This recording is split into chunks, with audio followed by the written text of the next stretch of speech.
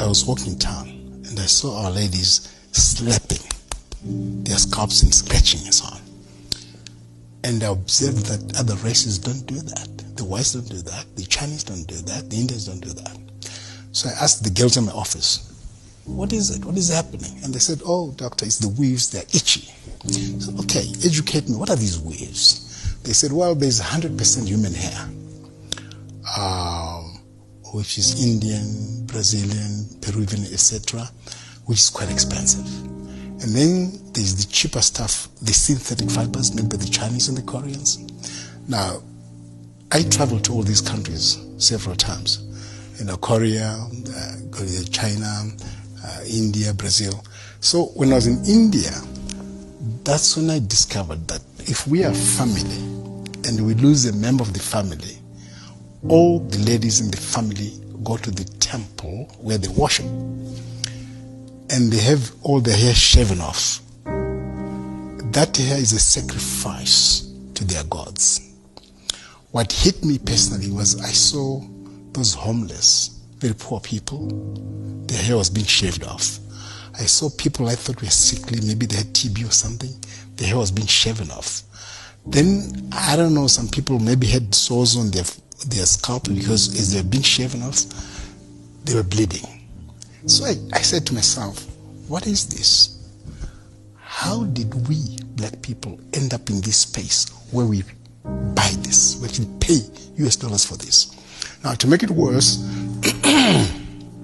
when the hair is cut off, it falls on the floor.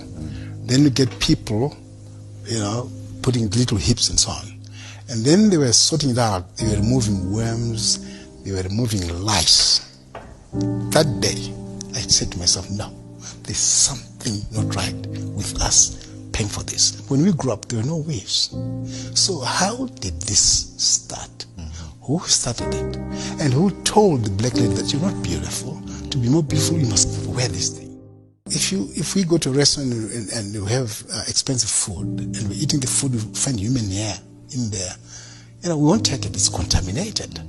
And if you and I go to Nyari's mother and said, oh, Mama Zara, we're here, we'd like to shave each other's hair, can we do it in your kitchen? She'll say, oh, no. Because hair once shaved off is dirt. You throw it away. So gentlemen, do it outside and don't bring the hair into my house. But people will say, Solomon, that this hair gets washed. Yeah. There's a process, manufacturing process that's done. It gets cleaned, pegged nicely and so forth. Does your point still stand? Yes, it does. Mm-hmm. I was speaking to a trichologist, somebody specializing, he's got a doctorate in hair and so on. Hair does not die. It's alive. Okay. So somebody commits a crime here and they leave a piece of hair. Even 25 years later, we can catch them because of DNA in the hair. And the trichologists tell us that if hair is in touch with another tissue, there is exchange of genetic material. People don't know this. Which means people who are gluing the hair or whatever, stitching whatever, there's exchange of genetic material. They don't know what they're getting. It may not show in that individual, but in grandchildren, great-grandchildren. Trevor, there are three sources of this hair: live people, dead people, and of course these fibers. Just before burial, the hair is shaved off. Then they immediately get buried. They showed me a warehouse, huge warehouse, full of that hair, from here to over there. And he said to them, gentlemen, what are you doing with all this hair of people who've just been buried? And they said, oh, black people. Black people love this hair. If you ask ladies with the expensive hair, the natural hair, if you say to them, is this hair from a dead person or a live person? They don't know. Now, this hair, it will fall off in here, in the bathroom, in the kitchen and so on. This dead people's hair, we don't know what those people died of. We don't know what disease was running in their family. We just buy. What our people don't realize is this. Our skin and our hair, they need to breathe. Caucasians, white people, have that kind of hair and that kind of skin because they come from a cold climate. -10, -20 degrees Celsius. There is snow.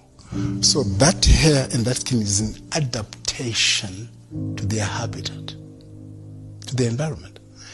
So that's why when white people come to this part of the world, because of the sun, they get skin cancers because they don't have pigment. This pigment is worth more than gold.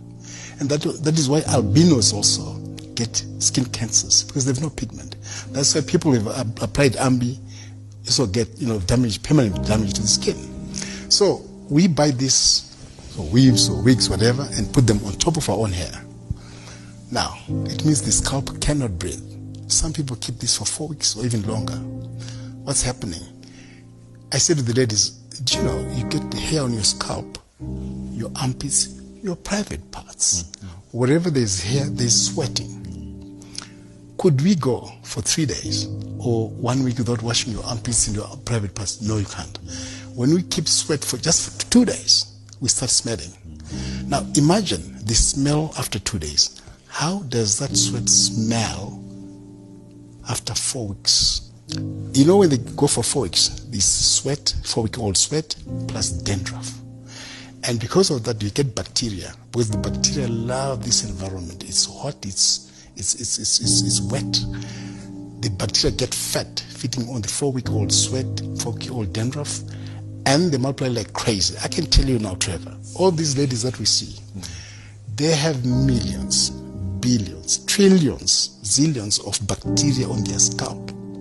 And these bacteria then chew on the scalp, and each time they're doing this, they're touching 4-week-old sweat, dandruff, and bacteria. And they don't wash their hands.